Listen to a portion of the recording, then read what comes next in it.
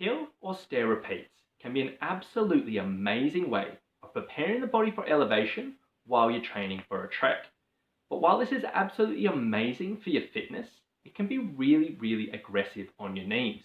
And if you already have a history of knee pain while hiking, then you need to be very careful here. So today, I'm going to be sharing with you a few very easy tips to get the best out of this type of training without grinding up your knees. Now to start, we're going to talk about hill intervals. Now when you're doing your hill intervals, usually you're going to be doing this with a loaded pack. Now the very best way to do this to protect your knees is to load your pack up with water bottles. And you're going to do your interval, climb all the way up to the top, and it doesn't matter how long that takes. At the top, you're going to empty out all your water bottles, and then you're going to walk down. At the bottom, you're going to refill your water bottles, and then continue on and repeat that cycle. Now the reason why this is so important is because when you're walking downhill, the knees take an incredibly big amount of force through the joint. And for every single extra kilo you carry on yourself, whether it's in your backpack or in your body fat, it puts an incredibly disproportionate amount of extra force into your knees. So if you're adding 5, 6, up to 10, 15 kilos on your back in weights, you really need to take this off before you go down the hill. So that's tip number 1. Tip number 2 for your hill intervals is 100% you need to use trekking poles. Now trekking poles take a huge amount of force off your knee joints when you're walking down hills.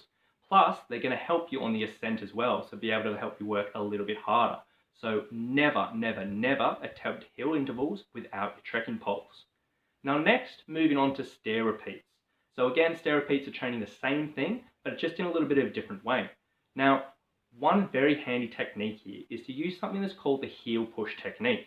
So a really common thing people do is when they're climbing upstairs is to go up on their toes and go on toe every step they're going through.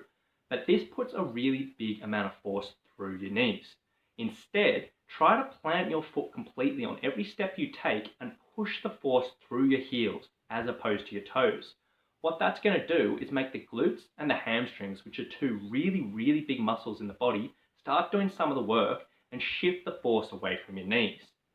And then next, if you are doing your stair repeats in an apartment block or an office tower, which many people do, try going up the stairs, working really hard, and instead of walking back down the stairs, leave the stairs, get in the elevator, and then take yourself back down. Now this will let you get that really good training effect on the way up. That'll save your knees as you're going down. And this is a really good option if you're going to load up your pack, because obviously you're not going to be emptying out water bottles while you're doing your stairs. Now these tips are super easy to put into action, but they do make a massive difference. So please, if you're doing stair or hill repeats in your training and you want to protect your knees, apply these techniques and you'll definitely be well on your way to keeping your knees safe, stable and pain-free during your training.